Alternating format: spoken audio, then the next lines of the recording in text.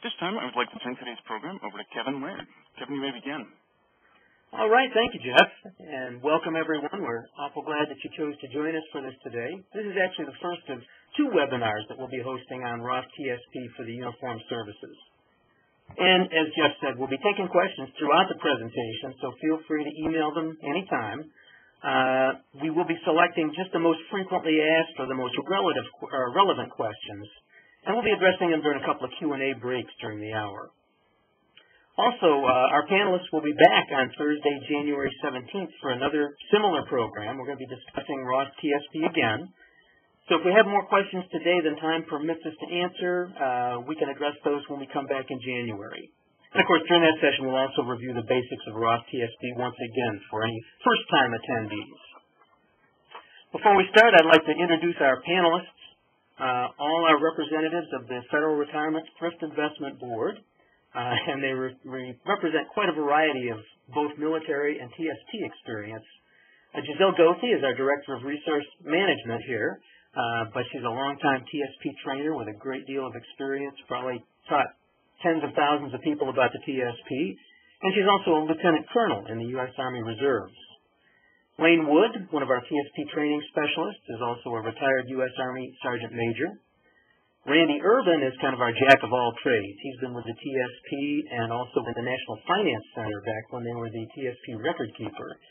So he's done just about every job that the TSP needs done. And finally, Paula Gradwell, our Q&A coordinator, another one of our TSP training specialists, and in addition to being a TSP expert, she's an accredited financial counselor with lots of experience counseling military members on various financial matters. So if we could, let's get started with kind of a big picture, kind of high-altitude look at Roth TSP. Would one of our panelists care to just describe what actually is Roth and how is it different from regular TSP? Well, yeah, Kevin, I'll take that. This is Lane Wood. Between the traditional TSP that we've been doing for a long time and Roth, the big thing is taxes. It's really all about the taxes. The traditional TSP, some people call it regular TSP, is money goes in tax deferred, so I do not pay tax on it until I actually go to withdraw it. And that's the same for the earnings. So I put the money in, I get a tax break up front. When I go to take the money out to include whatever it's earned, I will pay taxes, ordinary income tax on it at that time, and whatever tax bracket I am. Now the Roth TSP, I put the money in, I get no break. So there is no break, no tax break. I'll pay tax on that money that year, but whenever I take it out, I will never pay tax on the contribution again. Now the earnings, there's some rules for that, which we'll discuss later on here, but basically, the thing about Roth is, as we do our briefings, we have a lot of questions, and a couple of those are, which one makes the most money? They're going to make exactly the same. They'll be invested in the same funds. There is no cost to the Roth TSP, so there's no additional cost. It's just a matter of whether I want to pay the tax now, or if I want to pay the tax later to include the tax on the earnings. Now, Lane, you threw out a couple of terms there, contributions and earnings. Can you explain how those relate to Roth, or how they're kind of two different elements to get different tax treatments? Well, the contributions, as I put them in, I get no tax break. So when I go to pay my taxes at the end of the year, it's like there's no differential from what I made. In other words, it does not affect my adjusted gross income. It does not lower my tax basis in the year which I make the contribution.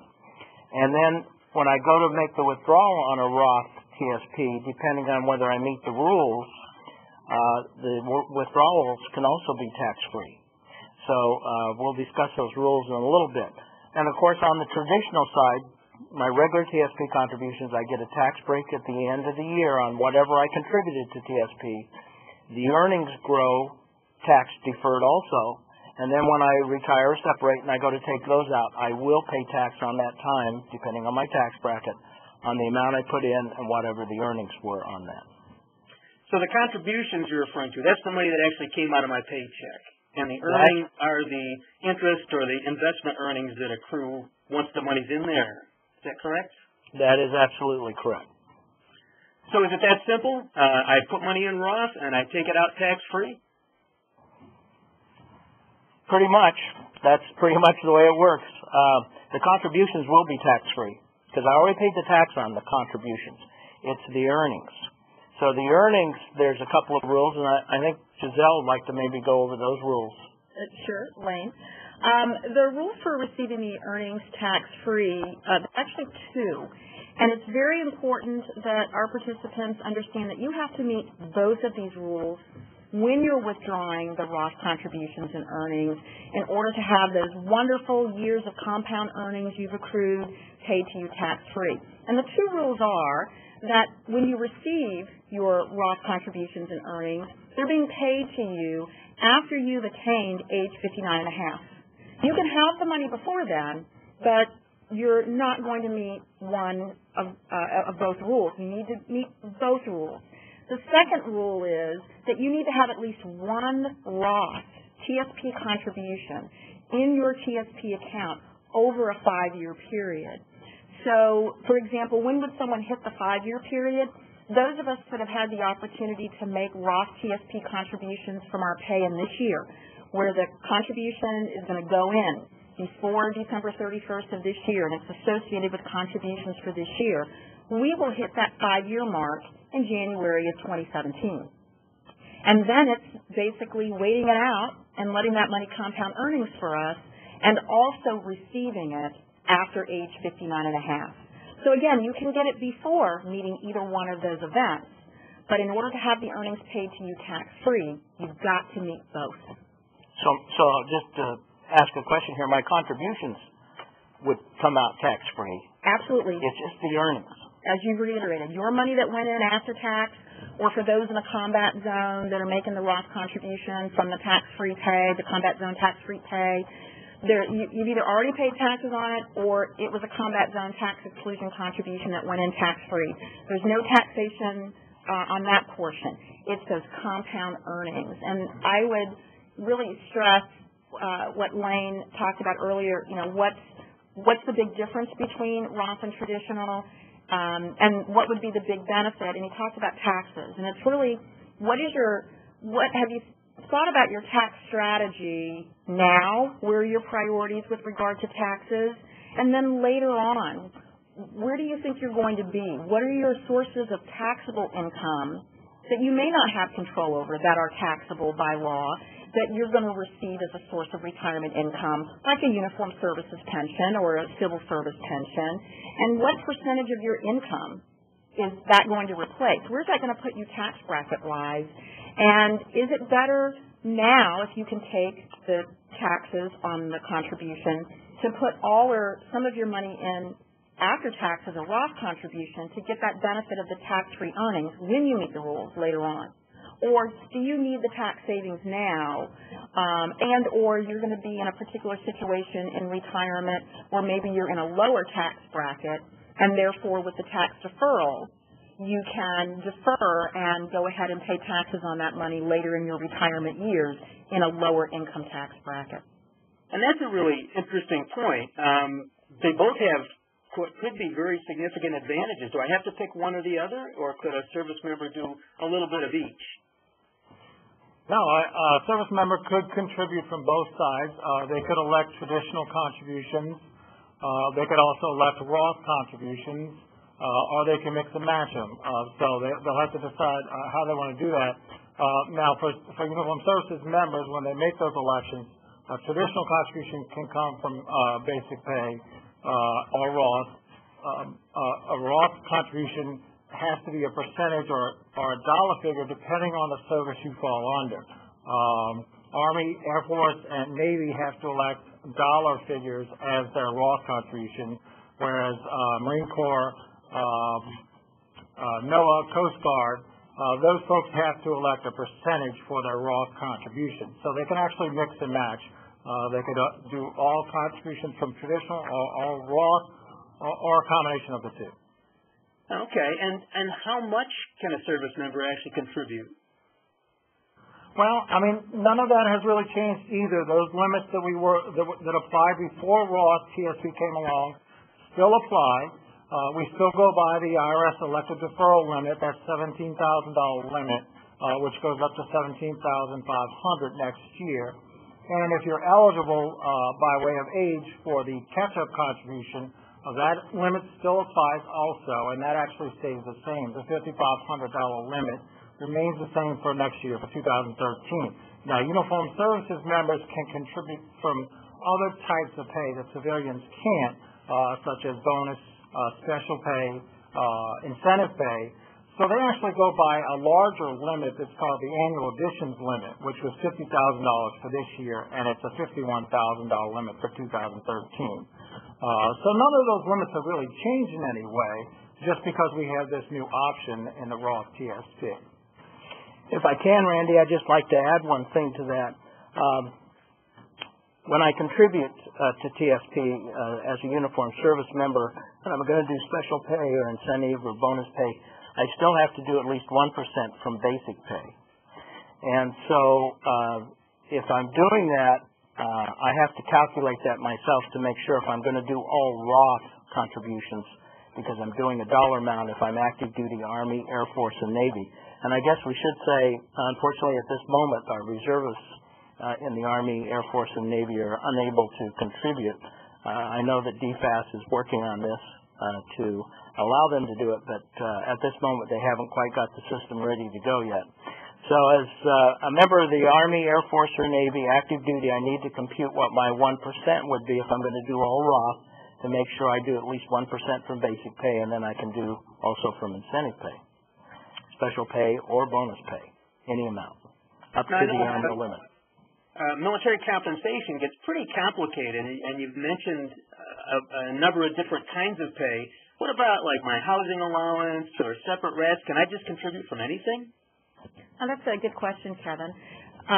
The answer is no, you can't contribute from just anything. The laws or statute is pretty clear as to what your sources of pay are that you can actually make contributions from. So your uniformed services or military basic pay is a source, and it's the main source of contributions you can make to TSP.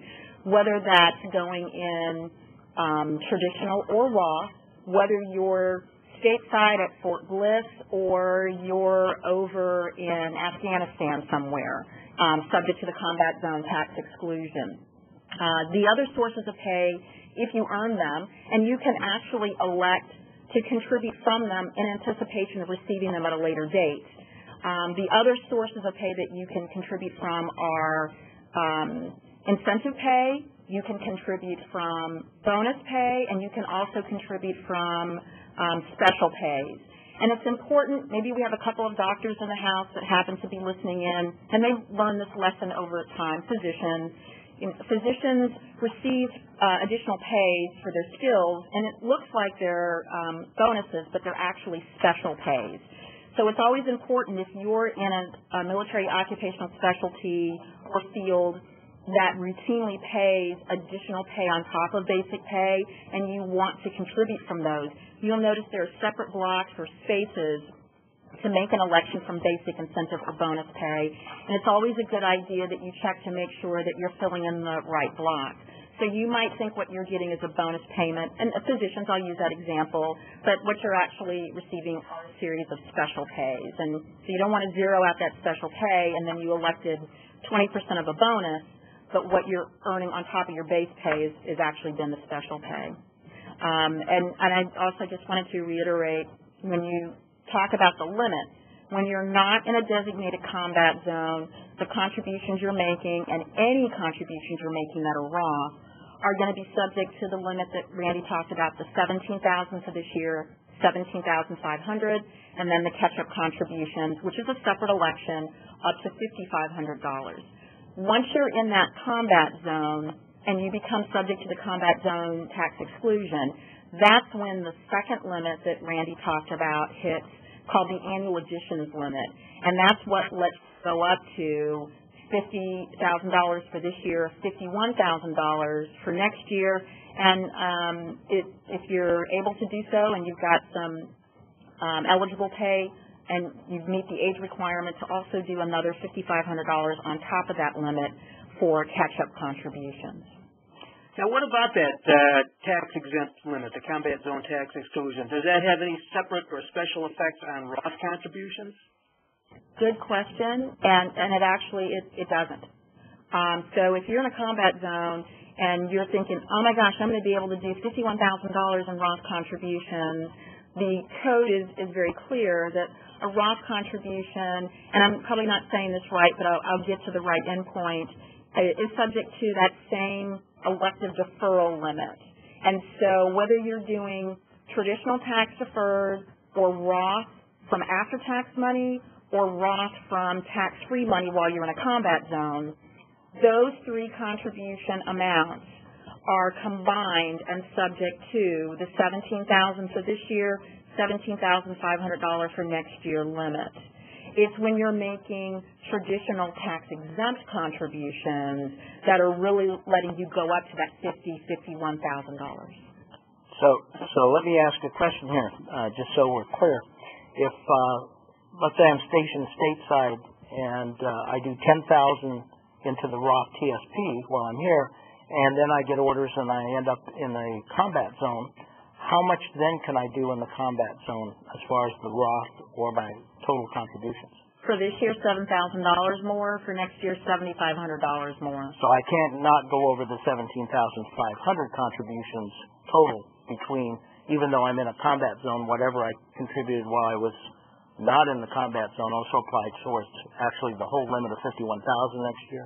That is correct. Unless you also, Randy talked about you don't have to do just Roth. But if, I know there are a lot of fellow military members that's all they've been focusing on is this ability to put Roth contributions in and all Roth maybe as opposed to tax deferred. And if you're in that same scenario that you just gave and everything you're putting in is Roth, you're not doing anything that might be traditional, and you did $10,000 so far, and then you end up in a combat zone for the rest of the year, and you decide, hey, I'm going to go ahead and increase, you can go ahead and increase. But our system is looking at the fact that you've already done $10,000, deferred or Roth, and so once you put $7,000 or $7,500 in Roth, tax-free, you've hit that elected deferral limit. And if that's all you had elected, that's it for you for the year. So if you have a couple more months left in that zone and you were trying to be a super saver, well, you didn't have a traditional election in the system. And so you need to, if that's what you want to do, hurry up and get into MyPay or through Coast Guard payroll or Public Health Service payroll, and you need to get in there and make sure you can make that effective for the remaining months that you may be in the combat zone to do some traditional tax exempt. Great. I have one more thing I just kind of like to throw out so everybody can understand. There's a little bit of difference in the way I contribute now than the way I have in the past, particularly if I'm active duty, Navy, Army, or Air Force. But if I'm Marines, Public Health Service, Coast Guard, or NOAA, I do everything by percentage, both my traditional amounts that I want to do and my Roth amounts. So nothing has really changed there. However, if I'm active duty Marines, Corps, or the Public, or NOAA, Army, Air Force, or Navy, if I'm active duty, Army, Air Force, or Navy, I have to do it by dollar amount for the Roth. However, my traditional hasn't changed. I still do a percentage for my traditional. So if I'm going to do Roth, I have to elect the dollar amount. Boy, that's a ton of information, and we're only 20 minutes in. I'd like to cut to Paula and see if she's received any questions that go along with what you put out so far. Thank you, Kevin. I do have a couple of questions here that I'll go ahead and try and answer or talk back to the panel and let you guys answer. And then we do have some, I think, that we're going to cover in the next section, so I'll hold off on answering those questions. But a couple of questions. If you contribute while you're deployed, and I'm assuming that means that you're in a combat zone or hazardous fire zone where you have tax-exempt income, that money that comes to TSP will not be taxed. If it is the first $17,000,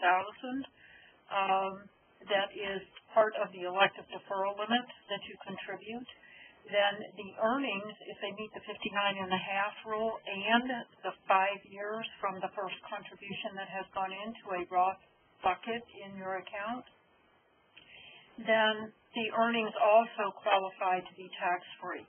If I contribute in a combat zone and it is above the $17,000 and that money that is coming to TSP is coming from tax-exempt pays, from basic pay or any of the other sources that the panelists have already addressed, that money, contributions above the $17,000 will not be taxed, but the earnings on that is not considered a Roth contribution over and above the $17,000 the earnings only will be taxed.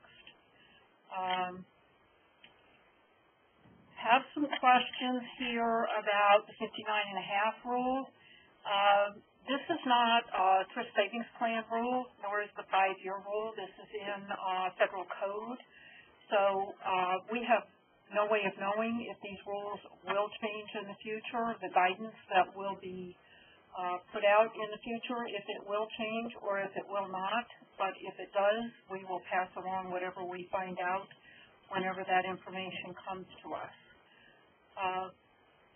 I think that at this point I would like to go ahead and turn it back over to Kevin, and we can see if we'll move on. And then if we still have questions after we finish the next section, I'll try and address those at that point. Thank you. All right. Thank you, Paula. All right. Well, one thing that an awful lot of people ask us about is the relationship between the Roth TSP and the Roth IRA. In fact, we hear a lot of people refer to it as the Roth TSP IRA.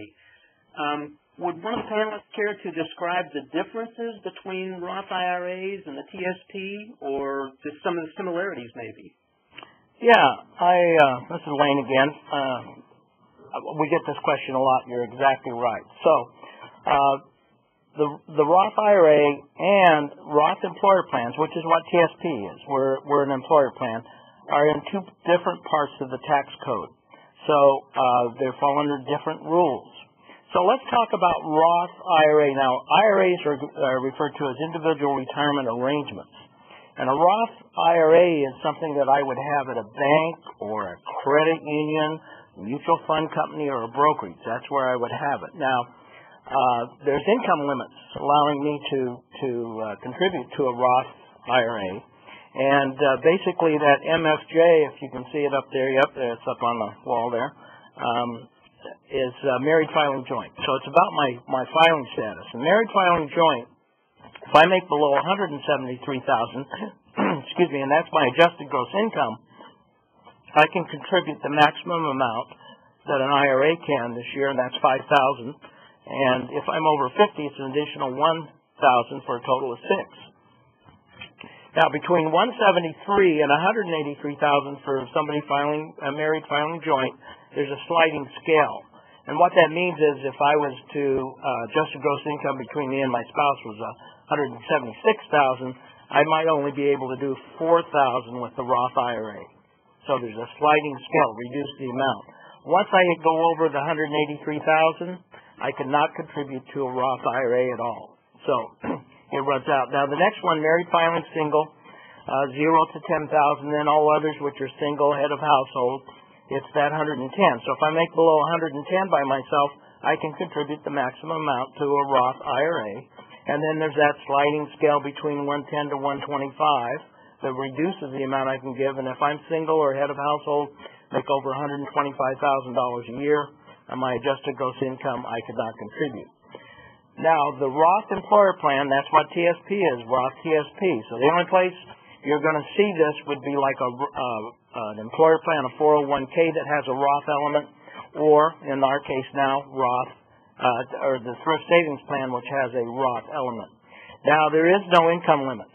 In other words, the spouse and I together could be doing $190,000, and we could still contribute to the Roth TSP. And as we've mentioned before, the contribution limit is what the annual limit is. So $17,000 this year, next year $17,500. And if I'm age 50 or older, I can do an additional $5,500 this year. That amount did not change. So next year I could also do an additional amount of $5,500. Now there's a real nasty word on that chart up there, and that's required minimum distribution. Basically what that is, once we turn age 70 and a half that April, that we've turned age 70 and a half, we have to start taking what they call the required minimum distribution. And that's really 3.65% of your account balance the end of December 31st of the prior year. Now, you have to do that both with a Roth IRA and you have to traditional. And a traditional Roth, I'm sorry, not Roth, but a traditional IRA is the tax-deferred IRA. So you have to do that with a tax-deferred IRA, but you do not have to do that with a Roth. In other words, I do not have to touch my money in a Roth IRA when I turn 70 and a half. It can keep going. In fact, I never have to touch it. As long as I'm alive, of course, if I pass away, my beneficiaries will have to do that. Unfortunately, on a Roth TSP, the money's going to come out pro rata, which we'll talk about. And pro rata means an equal amount from the Roth and an equal amount from the traditional. So when I do the required minimum distributions, I'll have to take it from both my Roth TSP and my traditional balance. And then the other difference between these two plans is rollovers rules. A Roth 401k cannot be moved into a Roth IRA cannot be moved into a Roth 401k or into TSP. In other words, those of us who have a Roth IRA cannot transfer that or roll it over into the Roth TSP. Roth IRAs can only be moved from one IRA provider to another. Now, as far as the employer plan, TSP, the TSP Roth can be moved to an IRA, to a Roth IRA. It can also be transferred to a Roth 401k plan, an employer plan. So it can be, TSP can be moved to a Roth IRA. Now, I know these Roth IRAs are very popular. They've been around a long time, and I'm sure a lot of our service members already have a Roth IRA. For those that do, can they still take advantage of the Roth TSP? Absolutely.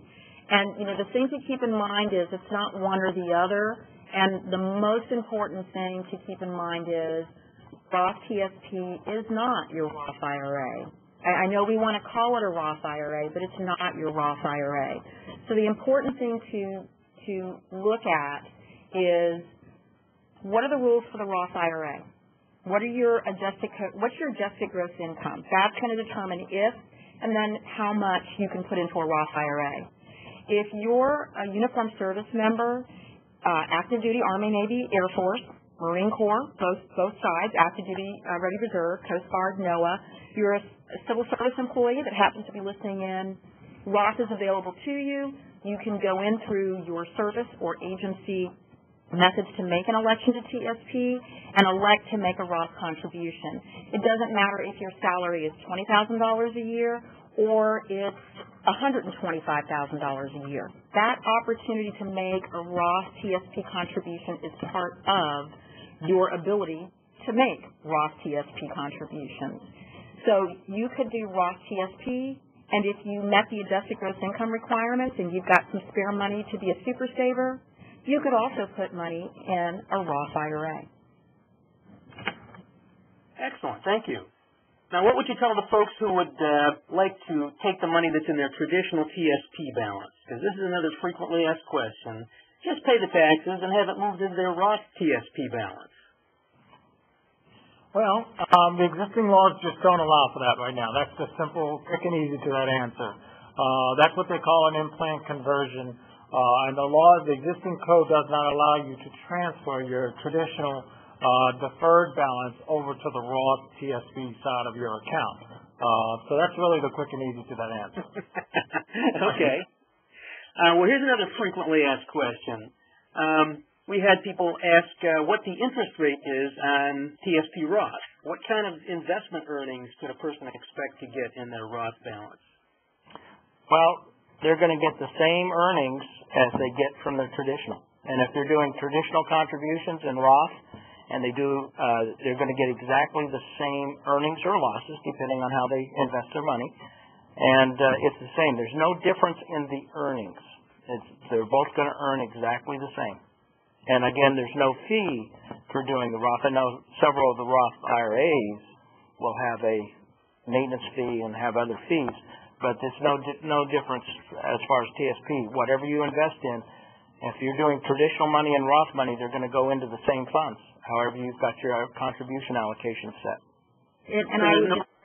I'm sorry, Kevin. I would just add you have the same funds available to you, and they are the 5 core TSP funds. And I'll just give you the abbreviation: G, F as in Frank, C as in Charlie, S as in Sierra, and I as in India. There are 5 funds to choose from that are individual funds, and then there are 10 life cycle funds, which take those 5 funds, and they have a time-targeted investment mix that starts off with a greater degree of risk, obviously in the C, S, and I funds to begin with, because you have more time to invest and take on risk. And then they gradually become slightly more conservative and significantly more conservative when you reach the point that you are ready to use this money and basically the end of the horizon of that life cycle fund. So there aren't specific funds out of the TSP funds that are only for Roth TSP, and then the rest are for traditional. When you make that contribution allocation, those contributions going in, whether they're traditional or Roth, are going to go in and buy shares in the same funds that you've elected to actually invest contributions in.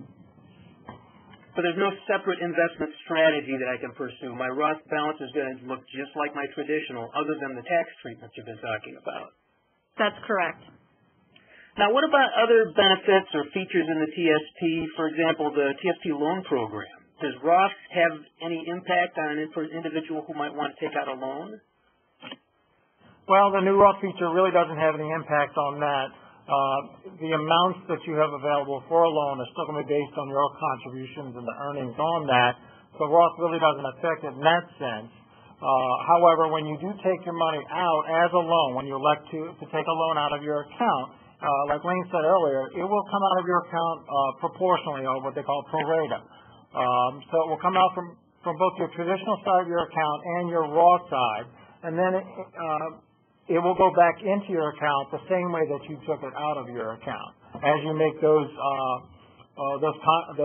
payments back through payroll deduction, you're going to put that loan back in the same way that it came out. So it doesn't really affect the loan program in that sense. What about the earnings on the Roth? If I take a loan out, do some of the earnings come out? Well, yeah. I mean, that is one of the negative features of what you would be doing to yourself. You'd be taking money out of your account that would include Roth earnings. So you'd be putting that money back in with after-tax money. So you'd sort of be, in a sense, double taxing yourself on the earnings portion of that. But you effectively defeat the whole purpose of why you made a Roth contribution in the first place. Exactly. So again, in the short-term and long-term planning, if you have made that active decision that I'm going to put an after-tax Roth contribution in, or while you're in that combat zone, a Roth contribution from my pay that's subject to the combat zone tax exclusion, because my goal is, in my retirement years, to receive those earnings, when I meet the rule, tax-free as a source of income and a part of my long-term tax strategy. And then somewhere in the middle, you decide, you know what, I need a loan. And you have the ability to receive a loan if you've got at least $1,000 of your total account balance, employee contributions and earnings, Roth and traditional, and tax exempt. That's another third feature there. And we're going to give you that loan, but it's all pro rata. And so part of that loan disbursement is not just your money you've invested, but earnings. So you've got some tax-deferred earnings being paid to you if you've made tax-deferred contributions. And then you have these Roth earnings where your goal was to receive this as a tax-free source of income. Well, now TSP is dispersing this money to you, and you are now paying it back. And, in fact, it's going back in on an after-tax basis. So those earnings, those Roth earnings that you wanted to receive tax-free that were paid out to you through the loan are going back in after tax.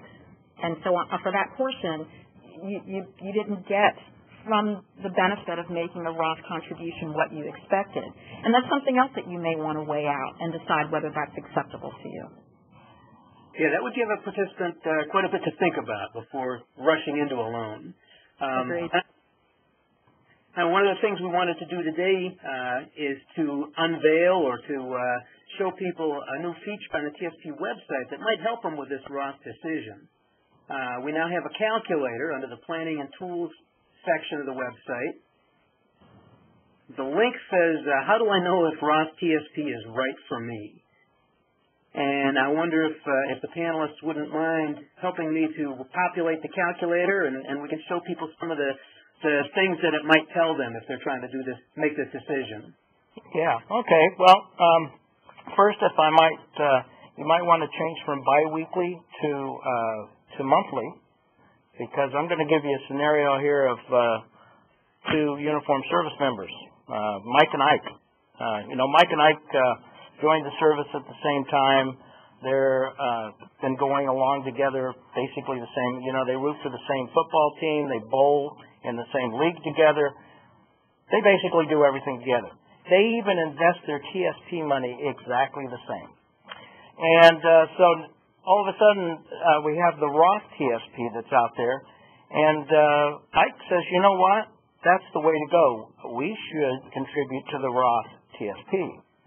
Mike, on the other hand, he goes, no, this tax deferred, getting a tax break, it's a pretty good deal. I think we should stay. Well, now they got a conflict. So let's just kind of go through what might happen here. Now, both of them make the same amount of money. They're both in the same pay grade. They joined at the same time. And so both of them will be retiring at the same time. So the number of years before both Mike and Ike retire is going to be, we'll just say, 20 years. So they got 20 years before they plan on retiring. They both make the same amount, $40,000 annually. So they do that. And now they both contribute the same amount, and basically it's 5% of their pay. And they're both in the same tax bracket because they're both, we'll just say 11%, looking at what they actually end up paying in federal tax. Now, just to give you a little bit more of the scenario before we go in and put how many years they plan on being retired, Mike actually goes in and does the $2,000 because if you look, 5% of $40,000 is going to be $2,000, and so he contributes that. That makes this year would make his adjusted gross income $38,000 because the $2,000 being tax deferred reduces the amount he'll pay in tax. And just running a real simple calculation real quick, that's going to be about $3,846 he would end up paying in federal income tax, making his spendable tax $34,154. Now, Ike, on the other hand, he did the Roth, so he gets no tax break. So remember, when you do the Roth, there's no tax break up front. He'll get it later on. And his federal income tax is going to be based off the $40,000. So there's no break this year. That's going to be more in taxes he pays, $4,154. And, of course, he also contributed $2,000 to the Roth TSP. So when we deduct that, it makes his spendable income $33,846. And just to keep it simple out there, that's $308 difference for the year. So, Mike's sitting there going, you know what, I think Ike's right. I should do the Roth. But Mike's got to think about something. What's he doing with the $308 right now? It might be gas he's putting in the car to get to work. So kind of have to look at that. But we also have to look at what's going to happen down the road. So both of them expect to live, what did you put in, 30 years. They expect a 7% return. These guys invest very well, by the way. So 7%. And they estimate their tax rate will stay the same 11%. So the calculator is going to kind of show us what's going to happen here. So as we can see on the calculator, there we go. We can see that actually if Ike wanted to, because Ike's doing the Roth, Ike could actually lower his contribution amount. Instead of doing 5%, it could do like about 4.5% or $148.33 per paycheck compared to Mike's $166.67. In other words, Mike's putting in $2,000 a year now. Ike puts in $1,780 during the year. And then when we go down a little bit further, we'll see that how much the traditional amount's going to grow or be more money in there because Mike is actually putting in more than Ike is with the Roth. So we see $86,821.11 compared to, because I'm putting in a less amount for the Roth for Ike, Ike's amount $77,270.79. But when we go to take the money out, because they'll both have the same amount, $6,169 annually to take out, depending on how long they're living. In other words, what could happen here is both Mike and Ike could reduce the amount they contribute. If you go up just a little bit there, Kevin, on that, show us what they could lower it to.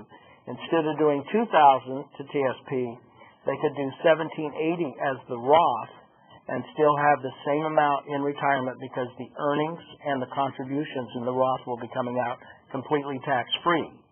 And, of course, if they can afford to do more, they can contribute more to the Roth and have an additional amount. Now, they might also want some tax break because you can also do both tax-deferred and Roth at the same time so they can contribute. So that's kind of what this calculator is trying to show us. And can I just add a couple of things? Please. On the net effect that you had down there, the $6,900 as a potential source of annual income on that traditional versus the Roth balance, the balances were the same. And keep in mind, for that Roth amount as an annual source of income, $6,100 over the year, obviously spread out in some kind of monthly payment, that's, if you meet the qualified distribution rules, that's tax-free. The contribution, you never pay taxes on, but part of that source of income in your retirement years are those Roth earnings. You've met the qualified distribution rule.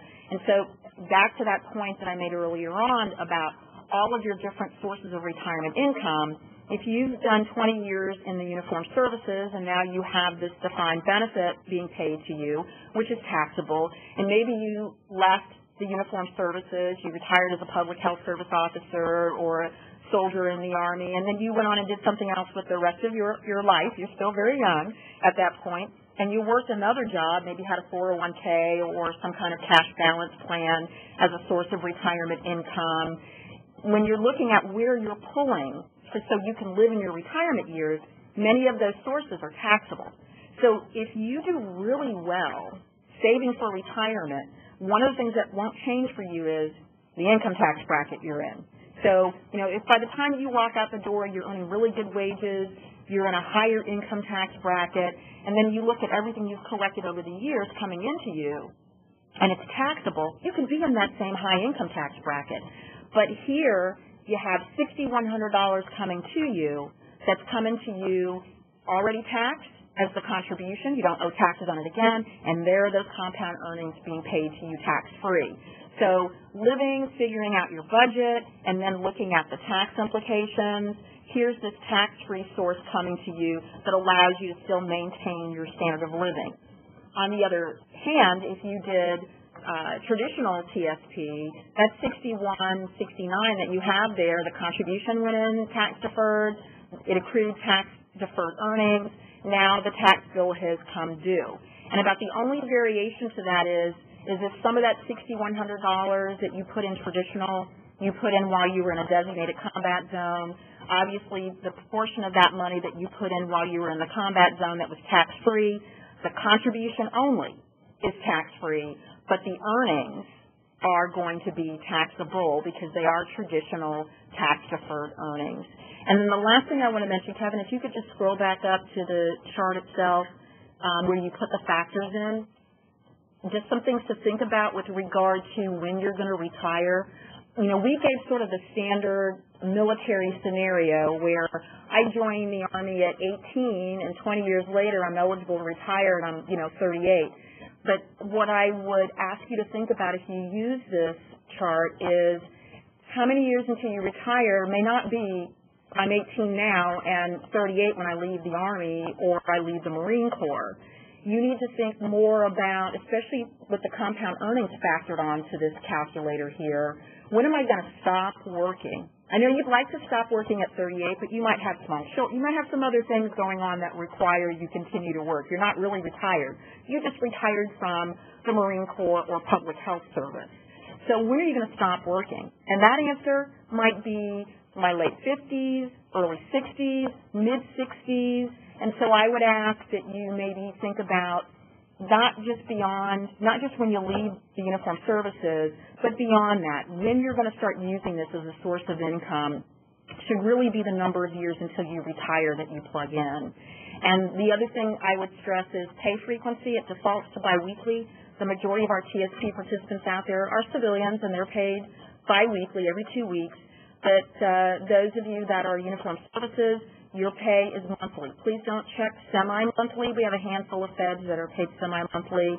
I know you get paid twice a year, but your statutory pay is monthly. What you get in the middle of the month, I know y'all call it mid-month pay, and you get that mid-month pay advisement, but you're actually getting an advance of your statutory monthly pay. So please make sure if you're uniform services, you check monthly for your pay frequency. All right, thank you. Let's check in with Paula again. Paula, any new questions? We do have quite a few here, so I am going to try and pick and choose a few, and as Kevin mentioned earlier, and he may wrap up with today, that we will have another webinar sometime in January, and we'll try and answer at length a little bit more of this. But some of the questions that keep coming up, it looks like, is from the chart that Lane had explained, the elective deferral limit, what you can contribute if you are not in a combat zone next year, which begins January 1st, basically pay for everybody beginning of January, is that, excuse me, the most we can contribute not being in a combat zone or hazardous fire is going to be $17,500 to our defined contribution employer plan, which is your TSP, whether you are uniformed services or a federal civilian or some combination of both.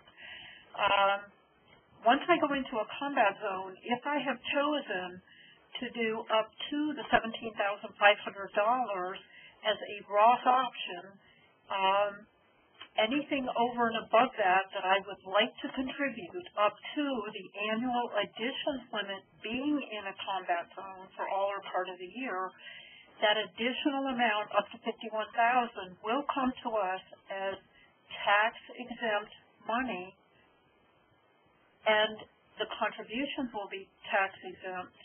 But as Giselle mentioned, the earnings on the remainder will be tax-deferred. A couple of other things that we had questions on is once I separate from uniformed services, and again, this is mostly uniformed services, but some of these folks may also have a federal civilian account. Once I separate from the federal government, whether I happen to be a uniformed services member or a federal civilian employee, that I am no longer receiving a basic pay check anymore. I am either retired or separated from federal service. I may no longer contribute to this defined contribution plan, which is my TSP. There are all sorts of withdrawal options after I separate from service, including being able to leave my money in TSP for it to grow, but we do have information on that. We also have a summary booklet, which I believe that will show, at least the front page of it will show up on a later slide, that will give you all of the information on the traditional and the Roth contributions. The expenses, I had several questions on expenses. Expenses for your TSP account, the expense ratio is the same whether your money is coming in and being managed by you in your TSP account as traditional contributions or whether they are Roth contributions. And again, I did have some questions. The total elective deferral limit is $17,500. That is traditional tax deferred and Roth in combination, and that is in the Internal Revenue Code. I will turn this back over to Kevin because I know we're running out of time so that you can answer some of the basic questions that some of our folks still had out here, and I think this will cover a few more. Hey, Kevin, can I just add one real quick thing I forgot to mention? if I'm in a combat zone and I'm going to do the 17,500 as a Roth, and once I've contributed the 17,500, my contributions will stop. I have to go back and request traditional to continue. Of course, there'll be tax-exempt contributions going in tax-deferred earnings. But I have to go back and make another election. They will stop automatically after I hit the 17.5. Okay, thanks. And Lane, that really segues nicely into our last little chunk. Before we sign off, I want to talk about that action step. What do folks, if they've decided they want to switch and start making some Roth contributions, what does a service member have to do? It really depends upon the service, but we'd like you to do something. And so I'm going to preface this because I am an Army reservist, so I am in the same boat, and I am eagerly awaiting with my time left in the Army Reserve to be able to make a Roth TSP contribution as a reserve member, in addition to what I do as a civilian. If you're Army, Navy, or Air Force Reserves, to include the National Guard, and so you're in that reserve status, and you could also be on active duty as a reserve member. You're still in the reserve pay system. If you are in that reserve pay system, Army, Navy, Air Force, right now we cannot make Roth TSP contributions as a reserve member. If you are active duty, in the active duty pay system, Army, Navy, and Air Force, then you can make Roth TSP contributions, and you can do that by either submitting a TSP U1, and I also believe you can do this on MyPay. MyPay is probably the best place to do it because it's your fingers doing the input. MyPay, I love MyPay. It talks back to me. It puts little notes on my LES to remind me that I did something. And so you can go into MyPay, but keep in mind if you're active duty, Army, Navy, and Air Force, you're going to be doing a whole dollar amount for a Roth contribution. You're still doing a percentage only if you're doing traditional, but for Roth, it's a whole dollar amount. If you are Marine Corps, active duty and reserve, you are NOAA, National Oceanic and Atmospheric Administration, those wonderful weather and ocean guys out there, or your Coast Guard, and that includes active duty and reserves. You can make Roth contributions on a TSP U1. And if you submit that TSP U1, I believe, did I mention Public Health Service too? I didn't want to skip them. Sorry, I skipped Public Health Service. They're part of that group too. If you're Public Health Service, you're going to submit that to your admin folks out there in, I believe, Bethesda that take care of all of your benefits needs. If you are NOAA and Coast Guard, you're going to make that submission through the instructions that Coast Guard Payroll out of Topeka gives you. And so if they have a web-based method for you to do this, and I believe Marine Corps can use their version of MyPay to do so, you can use the web-based version. Otherwise, you would fill out the TSP U1, and if you're in the group I just discussed, you're going to do a percentage. So you do a percentage only traditional, and then if you're going to make Roth contributions, it's a percentage only, no whole dollar amount. All right, thanks, Giselle. Can I mention something about timing, too? And those of you that are experienced TSP participants know this. You know, I stress the whole thing about the monthly pay.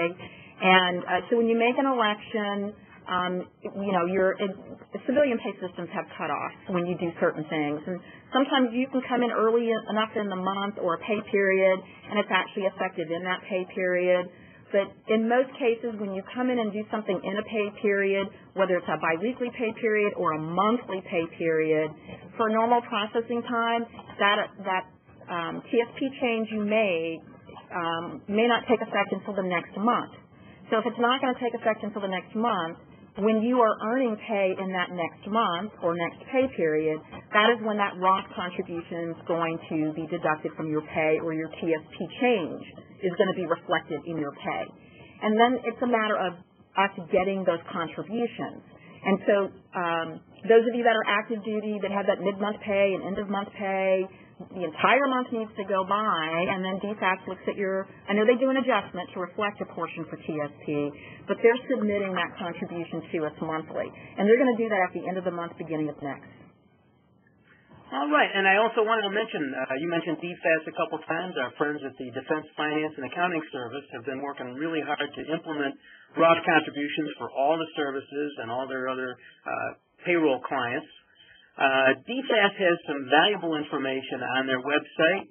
You can go right to the home page and you'll find a link to Roth TSP page. Or if you land on the page for military members, you'll find that same link. And if you follow those links, they'll take you to lots of helpful information. They have a worksheet that can help you determine which components of pay you can use and how much of your pay is actually eligible for Roth contributions, and so on and so forth. You'll also find a lot of helpful information on the TSP website. Our communication team has revised virtually every publication in the whole plan to reflect the various Roth rules and effects. So if you have further questions about how the Roth is going to affect your savings in the TSP, you can come right to us and check out those publications. One last time, I would like to check in with Paula one more time and just see if she's got any last questions she'd like to respond to. Very quickly, just a couple of things. For those uniform services, because we have so many here on this webinar with us today, once again, I think we've kind of mentioned this, but please do check in with your MyPay website, because to contribute incentive bonus or special pays, whether you are in a combat zone or whether you happen to be not in a combat zone, all of that information is out there, and participants will sign up for, again, the Roth option when it is available within their branch of the service. Also, through MyPay, the easiest way to do that. I did also see the question here more than once that when it becomes available, or when it did become available to the active duty folks in the 7 branches of the service, was there a look back to be able to choose past contributions to go into Roth? And the answer on that is no. Roth contributions, when they became available, were noted on DFAS website and through other publications and ways that the Uniform Services advertise this. So the first pay period that it became available through your particular payroll is the first time you could have made a Roth contribution, and there is no way to go back and to be able to make a change prior to the availability through your particular payroll. There's still quite a few questions here, and hopefully the next time we get together on this, we can address these right up front for some of the folks. And thank you, Kevin. I'll turn it back over to you right now. All right. Thank you, Paula, and thank all of you for joining us today, and thanks to our panelists. Just a reminder, our panelists will be back on Thursday, January 17th to discuss Roth TSP again. So if you have friends or teammates who are unable to join us today, please encourage them to visit tsp.gov sometime, probably after the first of the new year, to register for that next event. I hope this session has answered most of your questions about Roth TSP, and according to Paula, we haven't quite gotten them all. So remember, there's information on how to set up your contributions at the Defense Finance website, www.dfas.mil.